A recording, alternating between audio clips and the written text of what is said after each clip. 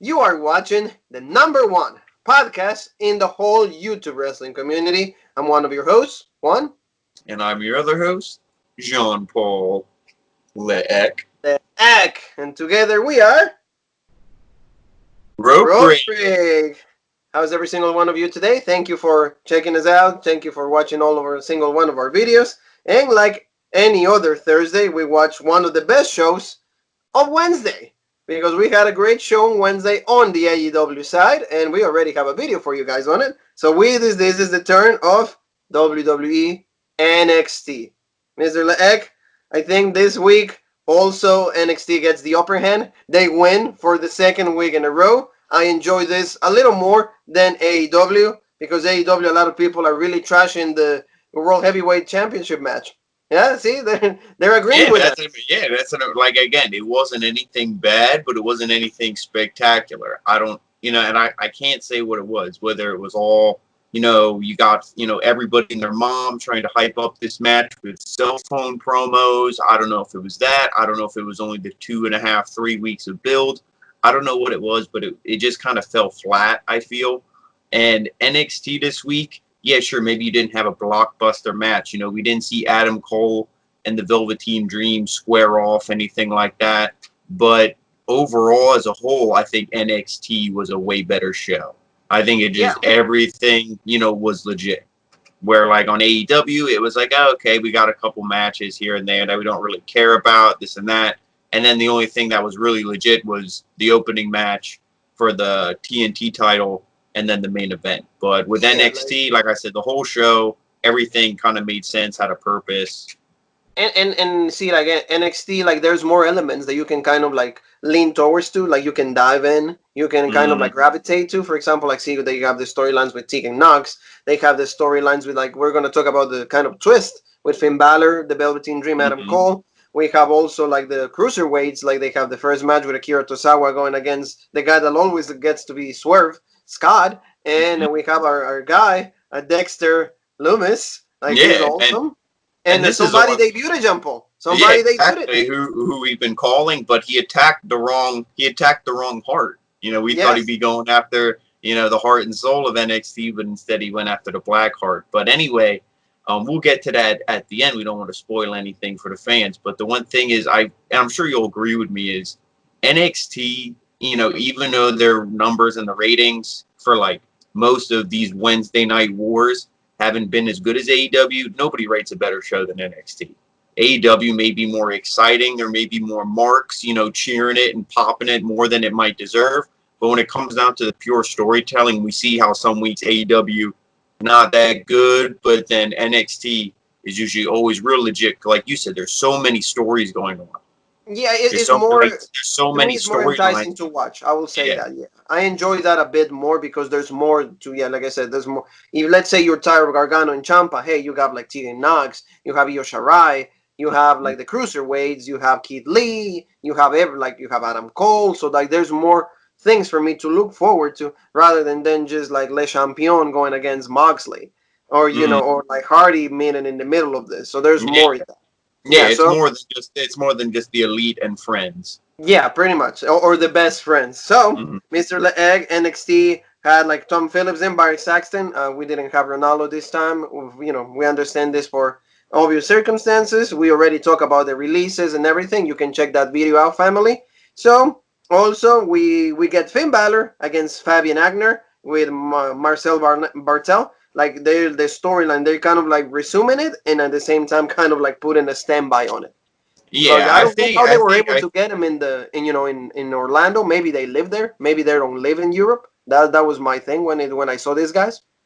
Yeah, I'm not sure what that is. Because I know we said a couple weeks ago, like flights to the UK were still open, but I'm sure all that closed down now. So you don't know how that is. But if they do live here, it's cool that you can kind of keep the storyline going, because I think when things go back to normal, they are going to retouch on this.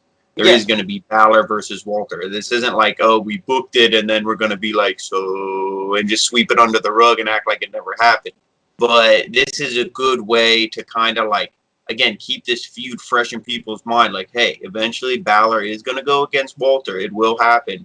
but it won't happen for, you know, maybe a month or two. So until that happens, you know, what are we gonna do with him? And then we saw that, you know, later on in the show. But you know, like you True. said, they're trying to keep it fresh in people's minds because it is a money feud, a money match with Balor and Walter. Oh yeah, like absolutely. And see, they had a really good match, and of course Finn Balor like gets the upper hand. But I really love to see like a Imperium entrance. Imperium's Mm-hmm. entrance is so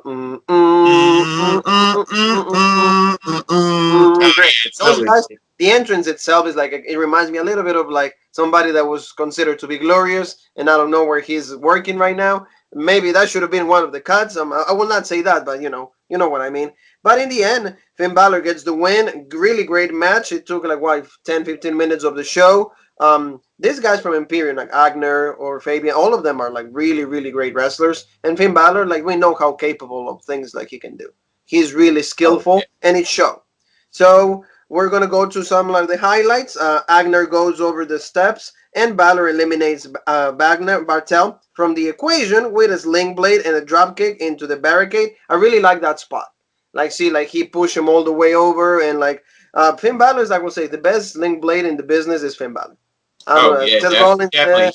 Yeah, Ballard, like he hits it. It's so smooth, so fast, and the way he like when he grabs you and like rotates around, like spins you around like that. It's so quick. It's so smooth, and like even his drop kicks and stuff. Like everything he does is just it's smooth and it seems very light, but it also seems very impactful.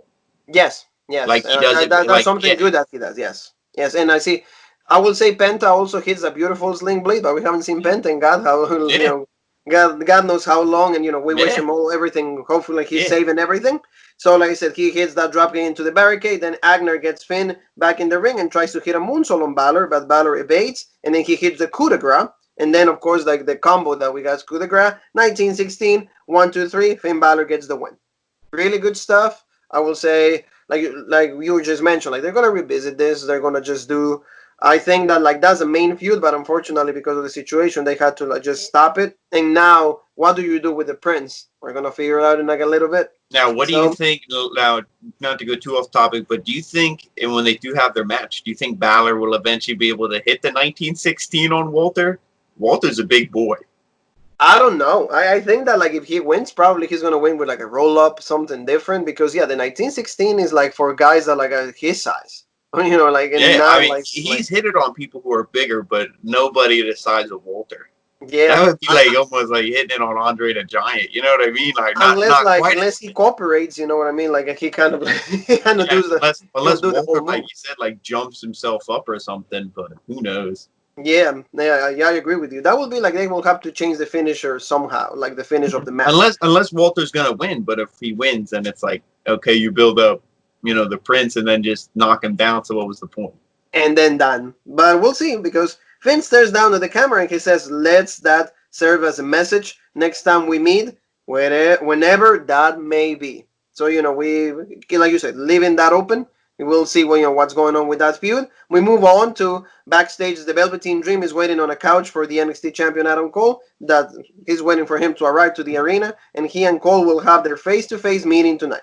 Also, we're going to see a promo from Charlotte addressing all the NXT Women's Division. We're going to go over that also. But before that, we are going to be told, we're told that like Tegan Knox is going to have the opportunity to face Raquel, Gonzalez, like she's been in the eyesight of Tegan because like she's been pretty much screwing Tegan in every single match that she's had. So we're going to get a match on that. So then we get a video package from Charlotte celebrating the victory, and I really, really enjoy I enjoy the content, but I don't know if Charlotte is the right woman to do this by the content itself. Like the theme of it. Like it's like, oh, I'm the woman that has been the past, the present, and now I'm gonna take the future. And then he goes through a whole her career. I beat Natty. I beat Nikki Bella when she was like the longest Divas champion. I beat Paige when she was considered like the best one in this division. And now I went to Bailey, Becky Lynch, Sasha, all Yeah, of them. and then she said, yeah, she beat Trish Stratus. You know, she beat women from the past. She beat all this stuff. She's like Io Shirai, blah blah blah. It doesn't matter who. And the one thing I did think was legit was she kind of was trying to get Mia Yim over because she Oh said yeah, that Mia was the Yim. yep, She said yep. Mia because when I went back and I was started watching NXT from the beginning, I see it's like, oh okay, now I know I'm getting into Bailey, Charlotte, all them. is I see Mia Yim and I'm like, what the heck? She's wrestling now. It's like she's been in NXT like how long? And it's like that's legit. It's that shows like Mia Yim, who is extremely talented. I feel she had to grind it out. She wasn't like Charlotte Flair, who's like, oh, you're Flair. They just push you all the way to the top. So, but that's cool that she shouted her out and that she's like, oh, Mia Yim, somebody I want to face, because she's like, I'm the queen. I give everybody a shot because I'll just beat everybody like I've done my whole career. Like you said, it was a legit promo, but with Charlotte Flair, it's like, it's legit, but it's also like, she's like we said, she's a Flair, so that's why she's where she is. Yeah, it So just gives you more reason. yeah, it kind of takes away from the legitimacy of this promo for me because it's like, like they said in the Stone Cold podcast, Stone Cold's like, if her name was Charlotte McGillicuddy, she'd still be where she is now. No, she wouldn't. That's a blatant lie. You know what I mean? Don't be like, oh, she's not where she is just because of her last name.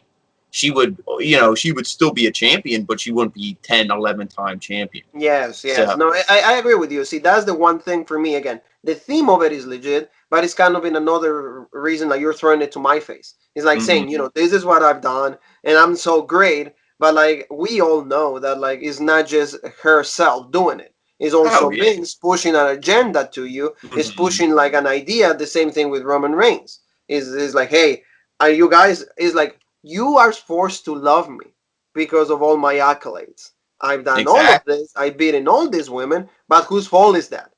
Vinnie Mac. So that's the point of the thing. But like you said, I really appreciate how she goes. First, I want Mia Yim, then Io, and then Regal can line them up because I'm going to run through every single one. She even mentioned Candice too for like just quick, like, oh, Candice, all these women, blah blah blah, and then like she said, Regal, just line them up and this or that, but. And well, like I said, like I mean, in her delivery, I think she's getting better. I see a little bit of confidence when she delivers the words, but it's not like robotic anymore. Oh yeah, teaching me some Spanish flair. So exactly. like no, I agree with you on that. It's like you sound believable, but I mean, it is believable. But do I like it? No. You know what I mean? It's like, do I want to see her come in like 20 more runs? No.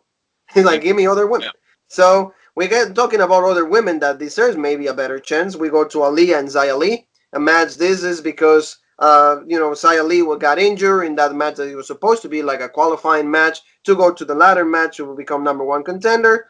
Xia Li finally gets a win. She's a good wrestler, and I think that like she deserves a little bit of a better opportunity, so to say. But you've mentioned this many times. There's a lot of women in that division. There's a lot of them. Even Charlotte says that's the best division in WWE. Yeah, and like you said, she got this win here because Aaliyah was the one who beat her up backstage from when she broke Aaliyah's nose a couple months ago. So then she was like, that was her revenge. But then, like in this match, Xia Li got her revenge. It was a quick match. Aaliyah is kind of one of those where it's like, yeah, she comes out there, she looks good, and then that's about that's where you close the book because that's pretty much all you get. And Xia Li, I agree with you 100%. She's legit. But it's like, what are you going to do? Where are you going to go? I think that, like, they kind of took her out of this ladder match because it was like, okay, like, if you're going to go backstage in the politics, it's like, Io's up here, Xia Li's, like, here. And it's like, oh, Io's back, she's ready, she's healthy. Okay, we're going to work this little story. We take Xia Li out. We put Io in. Because, like I said, you could have all these women be in the ladder match, but if only one is going to win, I would be like, yeah, that would be a place to showcase my skill. But if I'm not going to win, I'm not really going to be that upset if I'm not in it. Yeah. Because at the end of the day, it's not like anything comes from it. Whether I'm in it and lose, it's like, okay, the only thing I'm going to have to show for it is my ass is going to be covered in bruises from getting thrown through a table, thrown through ladders and stuff. So I'm sure Xia Li, she got a win here. She's moving back up the totem pole. So that's good to see. Exactly. So, yeah, let's go with like some of the highlights of that match. Aaliyah whips Lee into the corner, but Lee dodges a run from Aaliyah and takes her down with a series of kicks in the corner. We see a picture of Gargano and Ciampa with words, man of his word. So, we kind of like see that underneath. We're like just checking out because there are going to be messages from both Ciampa and Gargano. Then Xia Li takes down Aaliyah with like a huge spinning kick to Aaliyah's midsection. Covers 1, 2, 3. Xia Li gets a win. Like you said, she deserves a little better. Hopefully, things are moving around in WWE. There's a shakeup coming up. We know that. you've been asking for that a lot, and it's absolutely the truth. We need maybe a little bit of different people in different brands. We'll see. Maybe that will be a chance for Xia Li to show her ability. She's getting better, and maybe we see a little bit of character. I wouldn't mind that she can go far in WWE. So Jean Oh Paul, we yeah. get a video package hyping up the upcoming tournament to crown the NXT Cruiserweight Champion. We know that Jordan Devlin, like, he's stuck in Europe, so he's not able to come back. He already called it, like, on storyline, he called it all bullshit. It's like a whatever, but he also did mention whoever wins, well, I'll come back when everything, if we ever come out. No, we will come out. If we, once we come out, we'll do the Unification Championship match. Drake Maverick is still advertised, like we mentioned in the video before. He is going to be allowed to fight those 4 matches, so you can probably see the best 4 matches in Drake Maverick's history, just because he has a Mm-hmm. last chance to maybe Yeah, show. and see, I wasn't sure how it was going to be like a legit tournament where it's like where tonight it was like Swerve Scott versus Akira Tozawa, and it's like, okay, you lose, you're out. Like I thought it was going to be like the TNT title, like a legit normal Yeah, tournament. one match The and way done. they're doing it, yeah, the way they're doing it is like there's brackets. So like you said, Drake Maverick is in, I think he's in bracket A or B. It Yeah, doesn't bracket matter. A. But like, Yeah. so he'll wrestle. So it's him and 3 other guys. So he'll wrestle, like whether it's Kushida, and whoever. So he'll have Johnny 3 matches. Atlas. Johnny Yes. Atlas. Yes. So And he'll have 3 matches in his bracket, and then it's like whoever has the best record after those 3 matches are done, then you move on. So it's kind of a cool way to see. So like Swerve Scott, yeah, he lost, here tonight against Tozawa. Legit, my boy finally got a win, but it's like exactly he needs new music, man. That is like Sin Cara level of jobber music. But it's like you can lose a match tonight, the first your first match, and but you're not done. You could still run the table and then hope the guy who beat you in the first match, hopefully he loses 1 or 2, because then then maybe you guys are tied. Then maybe there's I don't know how that goes if there's a tie. Is you got to do a tiebreaker, or like how does this work? Maybe they do either a tiebreaker or in between, like in between that encounter. Let's say you and me, right, are like in the same wins, same losses. It's like whoever wins in our match will advance, Mm-hmm. because it is Yeah, very yeah, yeah, soccer-like. That's what yeah, soccer tournaments are like based on. It's like in the end you decide in the match between the two of them. If you yeah, and me are like in a tiebreaker, then our match will decide who goes. yeah, yeah, yeah.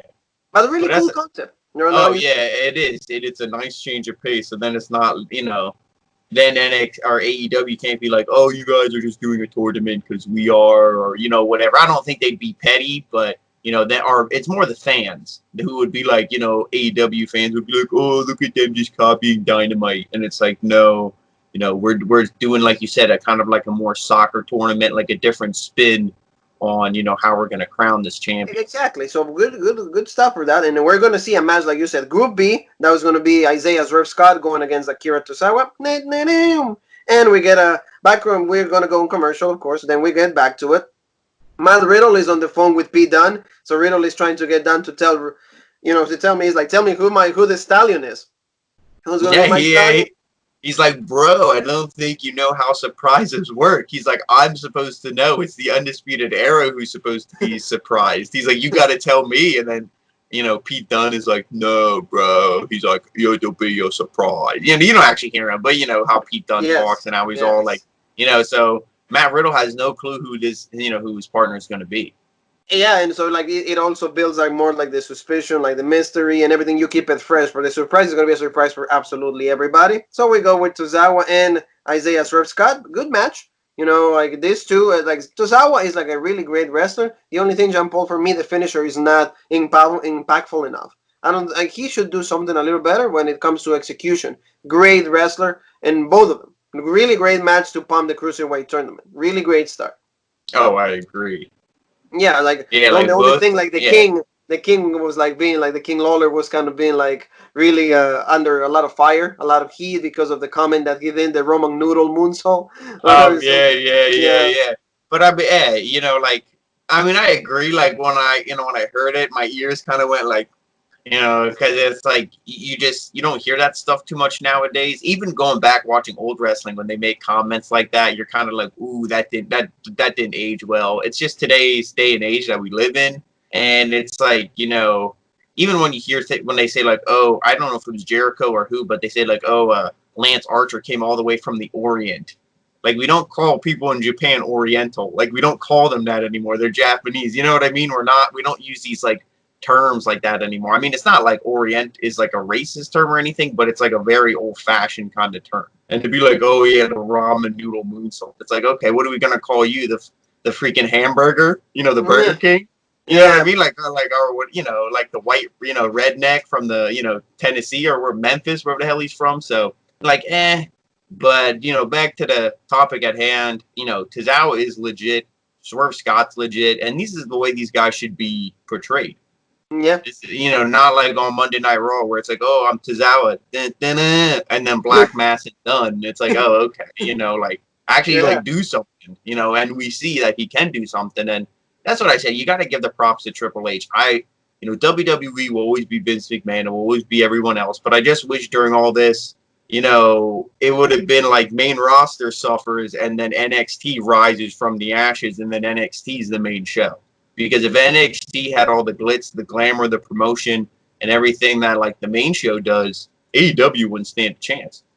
It will be more difficult. It will be really more difficult. And you're right, like Triple H, like his vision, he's able to adapt. He's able to listen to the fans, and like he comes like with this kind of like swerves. Like for example, like let's make a tournament, but let's not make it the old-fashioned brackets. One match and done. Let's change the rules. Let's make it more appealing for the viewer. And that is something that is really cool. And again, Tozawa to me, he's been champion before. He deserves a lot better. But like you said, when he goes to under Vince, hey, done. And then go to Triple H, hey, we're going to actually let you fight.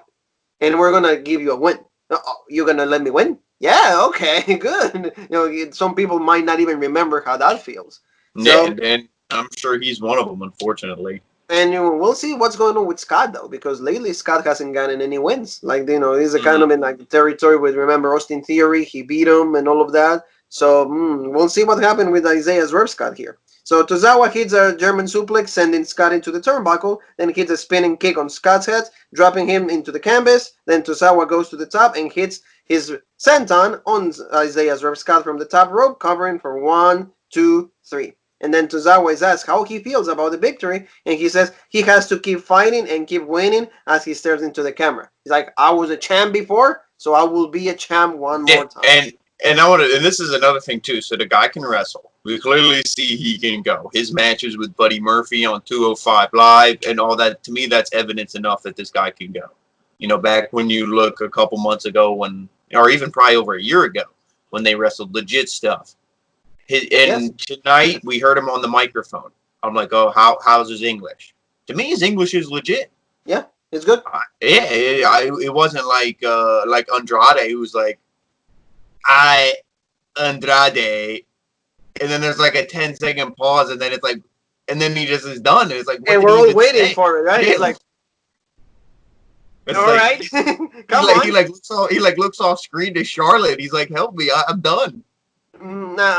She's like holding a big sign for him what to say, and he's like, I'm done. Like, I don't know. And it's like, not to poke fun at. We love you, Almas, but it's the truth, buddy. It's the truth. Yeah, like I said, just cut the promo. If you can't speak English, don't do it, because you're just gonna make you look like an idiot. Just cut it in Spanish and then have Zelina Vega just translate. Exactly. But Tozawa, yeah, he did really great. And like you said, for example, we saw him with like Austin Theory on Monday Night Raw. Review is in the channel. No pun intended, but it was good. The match was absolutely great. But in the end, he has to lose because Austin Theory is the one that they're pushing. But here, one more time, Tozawa could easily be a main guy. Yeah. Yeah. I absolutely agree with you. Like, hopefully they give him a chance. He deserves a little better. I will just change the finisher because to me, it doesn't. Oh, yeah. The senton is, no, that's not a finisher. That's like a bullshit. I mean, if you would do something like Ricochet where you'd like do like a 630. You know what I mean? Where you spin, and then like hit a senton, it would be like, oh, that's crazy. But just doing like what I mean? Just like a senton, it's like, okay.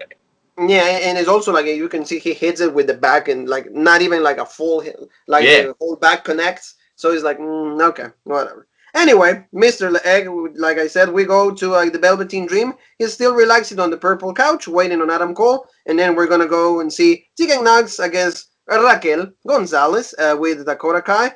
This match was like more 95% of Raquel.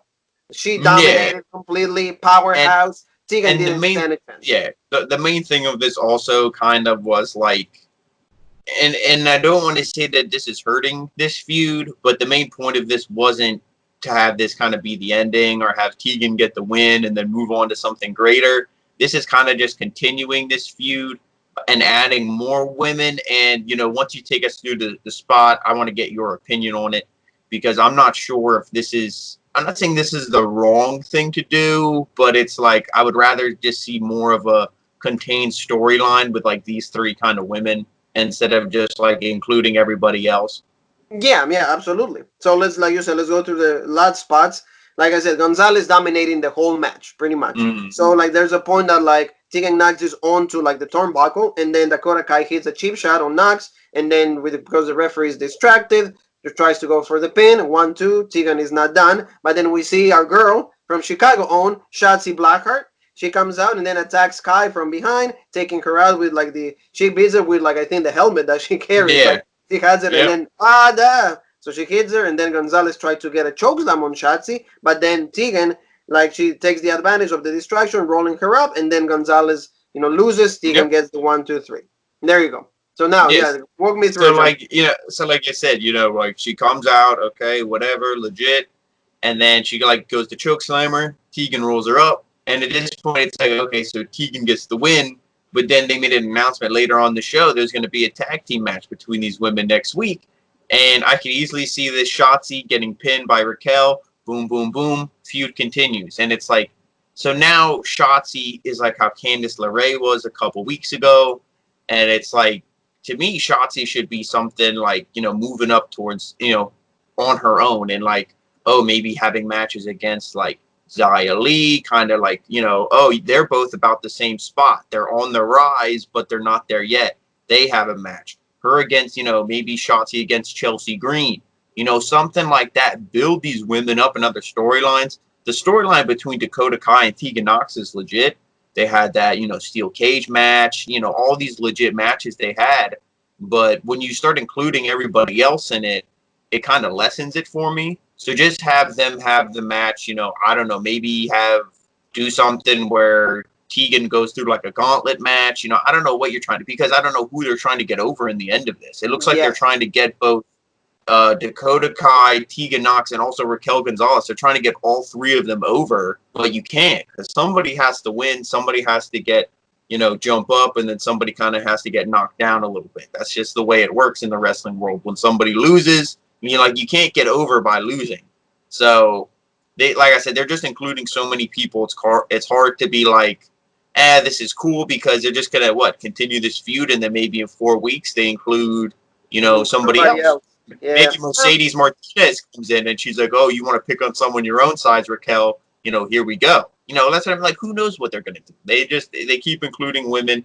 I'd rather just see Tegan hit the Shining Wizard 1, 2, 3, and done. And yeah, because I'd rather much see like either Tegan or Dakota going like against go for the title, because that should be the main thing in the end. You can't just have like a feud, like you can just be upset at somebody. At some point, it has to be, hey, I want to go to like better things. The title is what is going to make me the best woman. Maybe if I become the champion, then you can come after it, and we will resume. I agree with you. So we get to a tweet. We get a tweet from Johnny Gargano, and he said like, I cannot wait what Tommaso has to say. So, of course, Gargano is happy. He's really excited because he won the match and everything. But now we go to a really nice package from Keith Lee, summarizing, recapping like his whole career. He says, "Hey, my grandmother introduced me to wrestling, Bon Eric's, Freebirds, Macho Man Randy Savage, oh yeah, and then I decided to like drop everything. I dropped football, everything I had going in my life for this career that I wanted, for this dream that I had." He meets Mick Foley. He kind of has matches with him. I tried many, many times. Many people said no to me. You're too big. Like, we don't know what to do with you. Like, he couldn't find a niche. Finally, he did, and we get a really nice package for him for all the accomplishments. So Yeah, I think and they're this building is that. Yeah, go oh ahead. yeah, and this is the one thing I want to say too. He's like, yeah, my grandma, she was legit. She showed me wrestling. He's like, and then when I told my family I wanted to do this, he said they kicked them out. Yeah. said he was homeless for a while. And I'm just gonna shoot on this. Keith Lee, you're legit. You know, your family's probably not watching. So I mean, if you are, well, you know, how's it going? But I'm gonna shoot on you here. Anybody who doesn't support, you know, their family, whether it's their son, their daughter, their brother, whatever, if you're not gonna support their dream, unless their dream is to be like a murderer or a drug dealer or something like that, if you're not supporting their dream, I'm just gonna say you're kind of a piece of shit. Like, see, he wants to be a wrestler, so what? Support him. Why be like, no, this is bullshit, and then kick him out of the house? Like, really? Keith Lee to me just buried his parents. You know, not like literally buried, but like, you know, for their reputation, I'll be like, they're bullshit.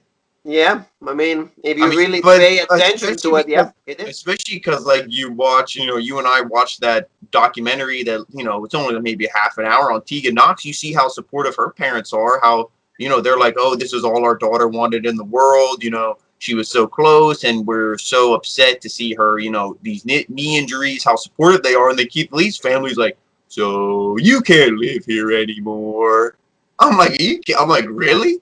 Yeah, But I no, mean, it you know, is Keith true. Lee's legit now. Look at him; he's a North American champion. He's legit, you know, bask in his glory. He, So now he's living the good life. But it's like when I heard that, I was like, really? I'm like, that's kind of shitty. to me, yeah, I agree with you. It's kind of like it sucks, but like I think like what they're trying to do is just pretty much, hey, you know, keep fighting for the dream, keep fighting for the Oh dream. yeah, You'll meet Mia Yim, you'll start dating her, you know, everything will be legit, and then you get the championships. You're gonna turn the house down with Dijakovic, and then we'll be good, and we'll all be basking. So cool stuff, but like you're right, like kind of like Kid Lee's like my family kind of sucks. Hey, if he said that for real, hey, it might be, you know, we don't yeah. know.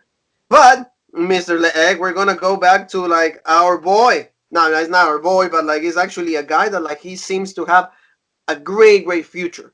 This Mm. is like probably the most interesting star outside of the Fiend Bray Wyatt because of the Fiend. He's been buried a little bit, you know, quite a few times. But this guy has like the intensity. He has like the I would say intrigue. He has like like we say like the personification of like just a murderer. You know, Yeah, to like me, a it's like a psychotic, like serial killer who, like, you'll hear on the news, like this guy had like 100 chopped up bodies in his basement or something. Like when you he look, has a because Charles especially, Manson yeah, vibe. Yes. yeah, he like wears, you know, and we're talking Dexter Loomis here. And if we're like, there is there is a TV show Dexter about that serial killer, and so like that's where I kind of, as soon as I saw this guy, I They immediately probably thought of got that that from show. there. They But got it. he wears those like tight, like you know, spandex, like latex gloves, that it just makes me think of like a surgeon's gloves almost. He comes out there, just those soulless eyes staring. And, you know, they had this Keith Lee video package, legit.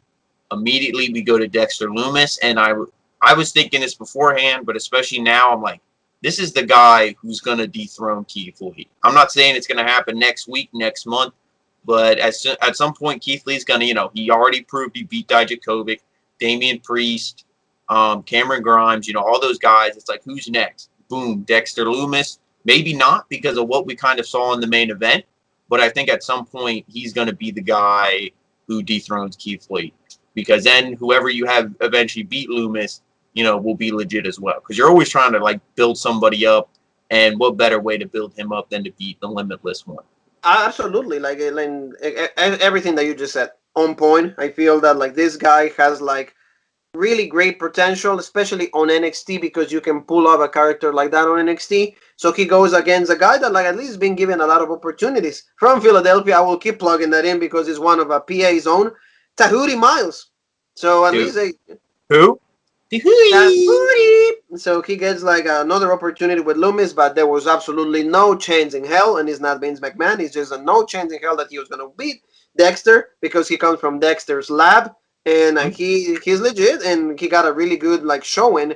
Dexter pretty much beat him up really quick. Like they are staring at each other, and then Tahuri taunts Loomis, but Loomis immediately takes down Miles with like a series of blows to the back. Loomis strikes away at Miles, but like has his face blocked, and then he blocks another strike from Loomis and hits a couple of drop kicks on Dexter. But then Mike kind of like Miles begin to like build a little bit of a steam, but Loomis hits a spine buster on Miles. Then Loomis grabs Miles by the hair and hits a like the Anaconda Bice. That's his finisher. But like a kind of Yeah. like a new Yeah, he version hit the of the spine Anaconda Bice. buster, and then I love his setup. So like he hits the spine buster or whatever, And he picks him up. He hits almost like a side slam Uranagi, like he grabs him. Yes. But he hits him at like kind of like the side, not like how Samoa Joe does it. And then he like sits down and then immediately goes right into that lock. So it's like, signature right into the finisher, which is like super legit because then you just keep the momentum and the damage going. And I mean, he had no choice. You know what I mean? Boom, boom, boom, tap out. And I always love at the end of his matches how he like backs away from his like opponent and he just looks at him and he's almost like what did I do? You know what I mean? He's like, did I do that? Like I did, it's like you don't know what's going through his head. Like, is he thinking, did I just, pretty much murder this guy? Or is he Why like, did I want to keep going? Yeah. Yeah, like you don't know what's going through his mind. And that's what makes him so intriguing. It is good. It's like you've been pumping this guy up, and like this week I really put attention. Like the music is believable, the guy is believable. He really represents something refreshing for the wrestling world. Do it right, this guy can really be NXT champion at some point because you can have a really high caliber heel, in a mastermind in this guy.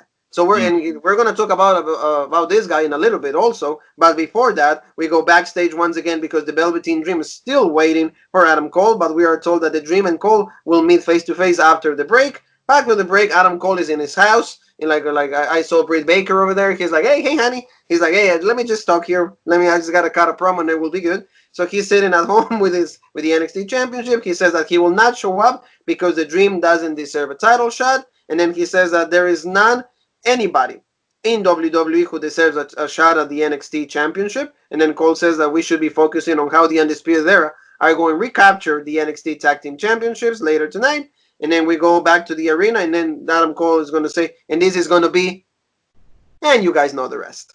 So he goes. So we get to see the Velveteen Dream. He's in the podium at the top of the entrance ramp, and then the Dream calls out Adam Cole. Dream says that he thinks a lot about Cole, but he knows that Cole is actually the last remaining champion of the Undisputed Era. And then he says, I'm going to dethrone you, and I know that you've been the longest one, but you're going to be the last one. And then all of a sudden the camera moves. And then we see a familiar face. I think he was just about to go into catering or something. No, he wasn't going to do that. But then we get to see somebody who was that, Jean Paul? Yeah, Finn Balor, like you said, a camera pants, and Finn Balor is like if looks could kill, Velveteen Dream probably would have exploded right there on the spot because Finn Balor is just staring him down, and he's all pissed off. Like Finn Balor goes up to him and he's like, I don't know you, I never talked to you, this and that. And he's like, but I don't know who you think you are. You're saying Adam Cole is the best champion? He's like, dude, right here, I'm the best NXT champ. I don't care about Adam Cole, anything like that. And then Velveteen Dream is like, how about he's like, you and me on a date next Tuesday or next Wednesday. Yes. And then of course, and you got to love how Velveteen Dream, how he uses his whether you want to call it flamboyancy or metrosexuality, whatever, he uses that. It's like a mind game. But you ain't playing mind games with the Prince. Nobody is breaking through him. And it's funny how he calls himself the Prince, and Velveteen Dream is kind of like Prince. Yeah. So I thought that was kind of funny. I'm like, oh, the Prince meets Prince. But this will be a legit match. This will definitely be the highlight of the show for me next week. Even though whatever else they put on the card, to me this is the main thing I'm here to see, whether it's the main event or not. And it's legit. And I hope they do kind of something with this, like I said to you, where it's like maybe whoever wins this will then, because if Velveteen Dream would go over, because you could have Bartel and Eichner come out, they could screw over Finn Balor, and then Velveteen Dream wins, and then maybe Adam Cole will be like, oh, okay, the Dream's legit, or maybe, who knows what they're going to do with the story. There's so many different options, but to me, there's no way that this match will disappoint. Oh no, yeah, that's the one thing, or maybe they can turn out into my favorite one, the triple threat with the Prince and Velveteen Dream, and that way you can give the Velveteen Dream the pin. But who else is in there? And Adam Cole, Velveteen Dream, and then the Prince, for the NXT Championship match. Okay. I thought you just meant next week. I'm like, who the hell would you put in next week? Oh no, I'm just saying because let's say for example going along those lines, the one that you just said, they're about to win. One of the others about to win.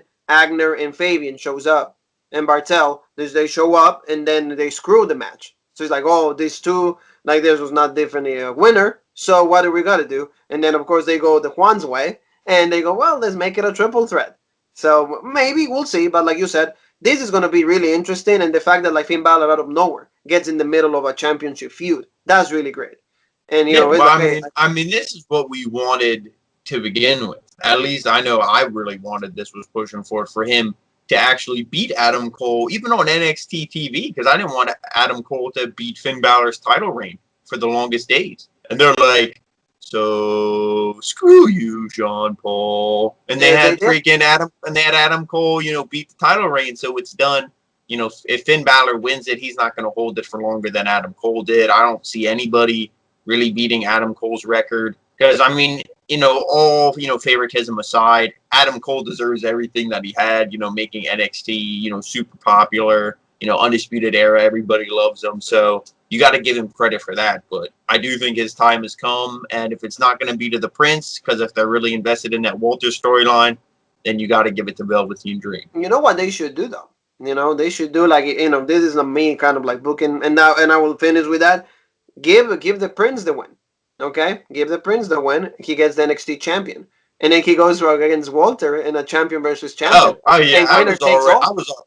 I was already thinking that too. I don't know about a winner take all because it's like let's see that's tough because if they would have their match, it would still kind of be a championship match, but you're not going to have either one of those guys hold the two heavyweight championships. It would be But for a little different. bit, maybe 1 or 2 weeks, and then you pull the swerve, and then you give somebody else the title. But at least you can say, Yeah. hey, I was the undisputed NXT champion, meaning both brands. I hold both brands in the palm of my hand. Yeah, as long as you write it that he doesn't look like a loser losing one of the titles, then I don't care. It's not like like I won both of them, and then you have a match to defend the UK title, your first defense, lose it, and then it's like especially if it's like a clean loss, and it's like okay, you know what I mean? Yeah, So it could as be, long as but they do it, as long as they do it legit, I wouldn't mind seeing it because Finn Balor's another guy too. He's so talented, he's so good, whether it's on the mic or in the ring. To me, he deserves that. If somebody they're going to crown that, it would either be a guy like Pete Dunne or Finn Balor to hold both of them.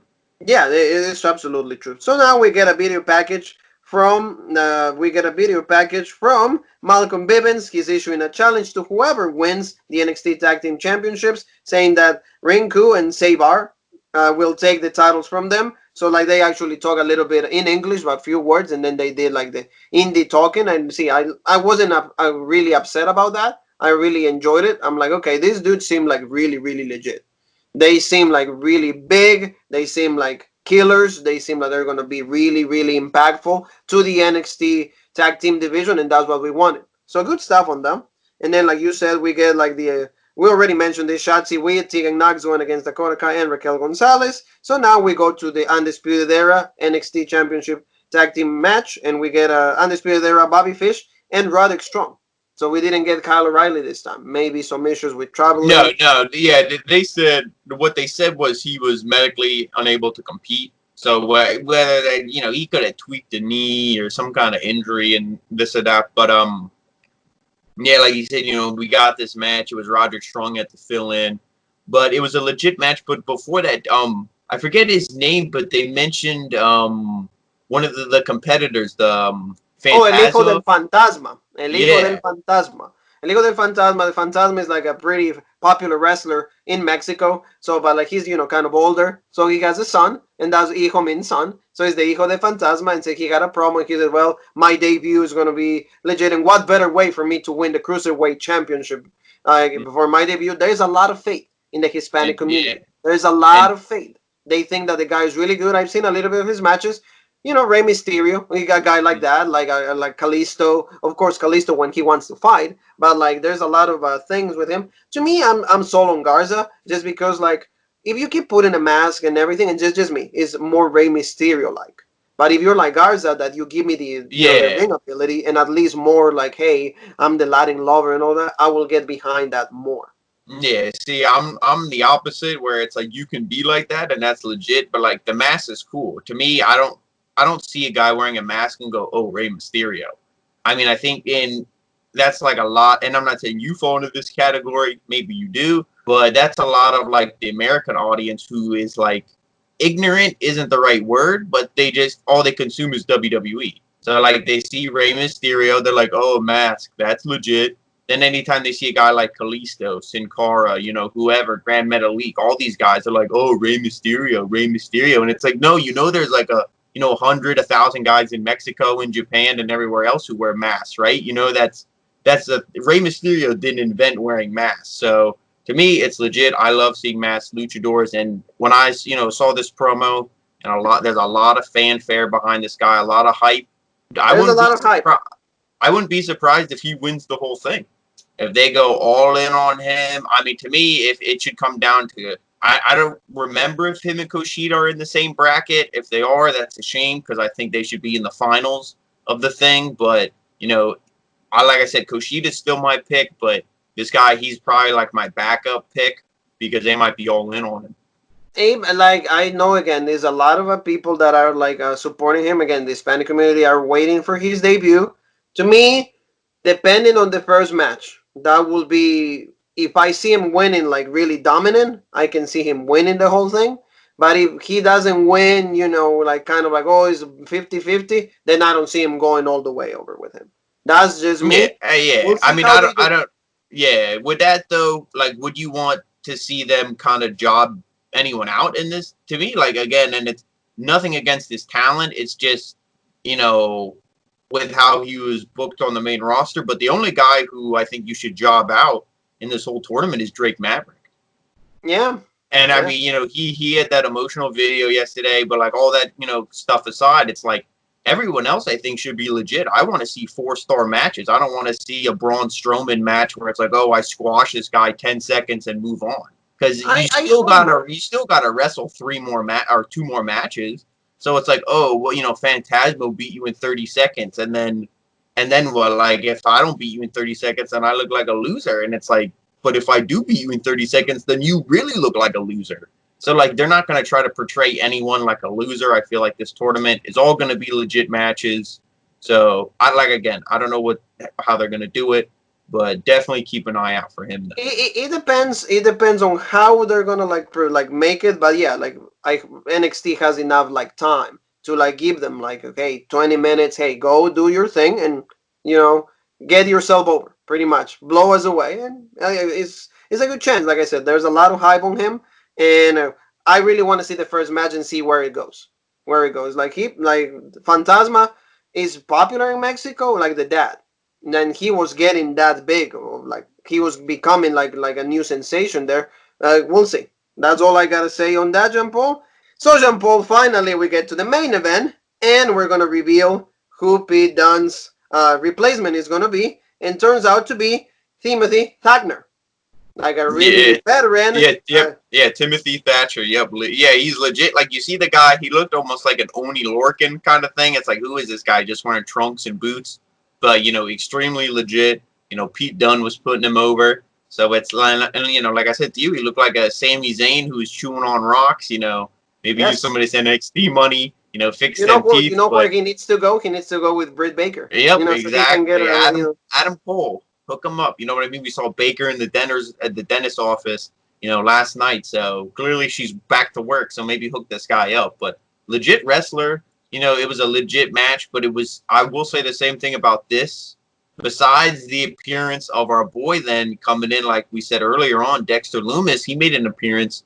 Besides that, this was almost like the main event of AEW. It's like, okay, are they going to drop the titles to Undisputed Era again? No. So like you knew, and it's not even Pete Dunne. So it's like, they're not going to lose, they're going to win. So that's what kind of, it was like, okay, you're just kind of waiting for the ending. Yes, it is. It was kind of like that. I really like when like Matt Riddle was there, and then he kind of like looks at the Titantron, and then Pete Dunne's like, "Man, I gave you. I promise you, I will get you somebody good." And then he introduces Thatcher, and Yep. it was cool. It was cool on that. But then the match itself, we've seen this already. Why the Undisputed Era is getting another match? I didn't, well, probably because the greatest young veterans, they were not able to be on the thing because they were, I think, the ones Yeah. that will be get the title shot and everything. But this guy had a really good showing. What are they going to do with him though? Now that like Pete Dunne, let's say he comes back, maybe they become a trio. I don't know. Yeah, I think when Pete Dunne comes back, it'll kind of just be like a handshake, a pat on the back, like, "Hey man, thanks for filling in for me. You know, I owe you one, legit." And that'll be it. I don't really see them doing anything with this. You know, it's the original Bros. You know, like I mean, it's the everything. It's Adam. It's Pete Matt Riddle. Dunne and Matt Riddle. Yeah, it's them. To add a third guy into the mix, that kind of kills the dynamic because you have like the fun loving, Yeah. and then Pete Dunne is like, so to add Thatcher into it would kind of be like, eh. I just think they're doing it, what they need to do.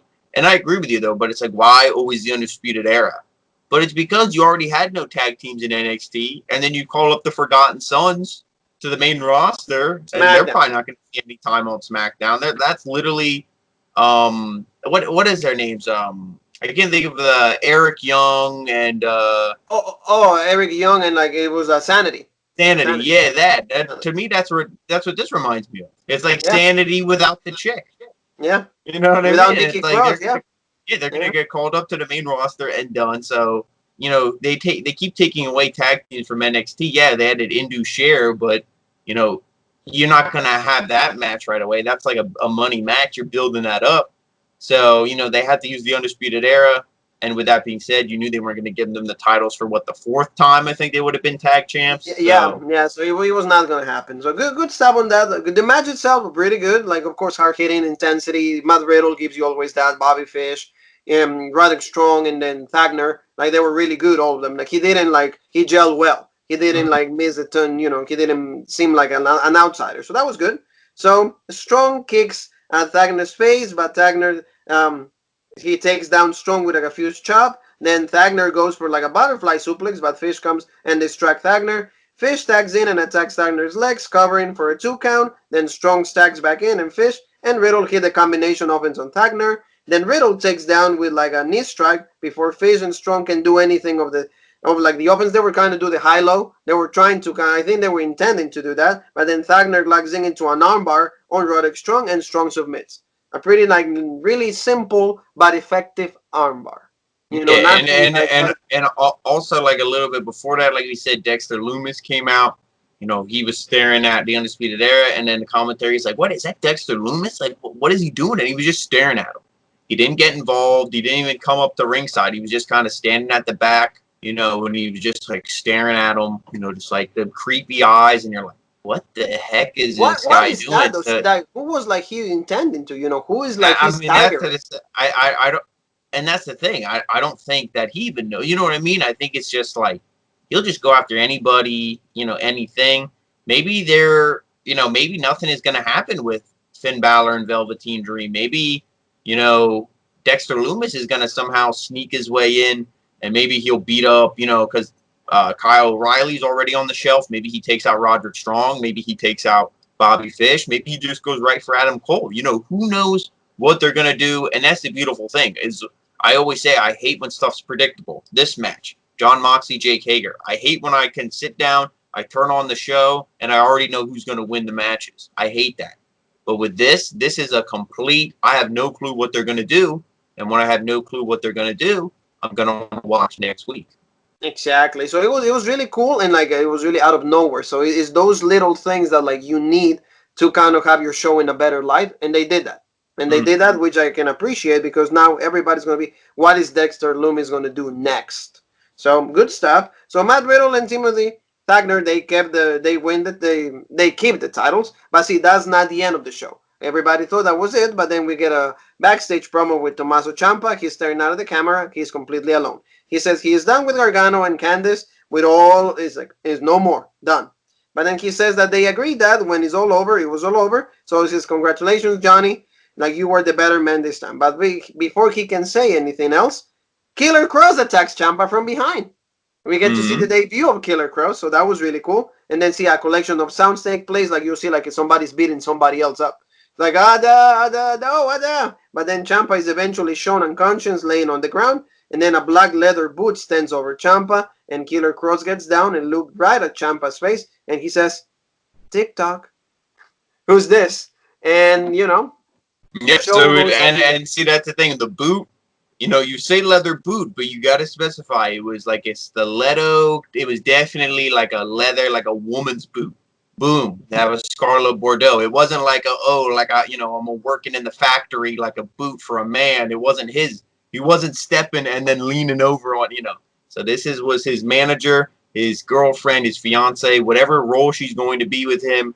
So like we both said, they're doing the right thing, making them a pairing, and he's beating up Ciampa. So I thought he'd be going after Gargano because you could do, the men versus the men, Candice versus Scarlett, but it seems like he's going after Ciampa first. Should be legit no matter what. And Johnny's going to get involved in this somehow. There's not going to just be Killer Kross versus Tommaso Ciampa without Gargano in it at some point. So legit stuff. And again, it builds intrigue. What's he going to do? Are they going to have a match? Did he beat up Ciampa and kidnap him? And then maybe Johnny has to save him. And then maybe they're friends.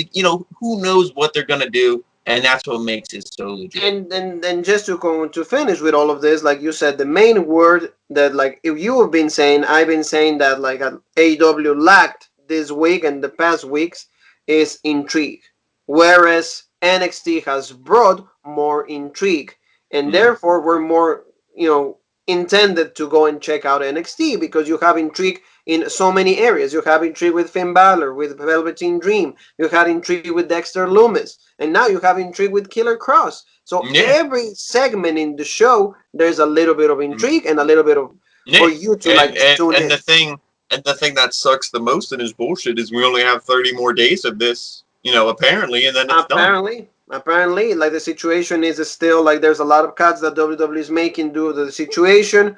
Our God is telling us that not all of this talent is going to go away because if they know what they're doing, they're not going to waste all these guys. It will be a complete mess, a complete disaster. I don't even know how to describe this because you're getting NXT to a level that is even way better than what the main roster has ever been.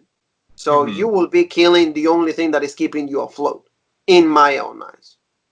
So you will agree with that, especially storytelling, everything. Like I said, 90% of if this is what happens to NXT and it's kind of on hold, on ice, whatever you want to use, 90% of these guys aren't going anywhere.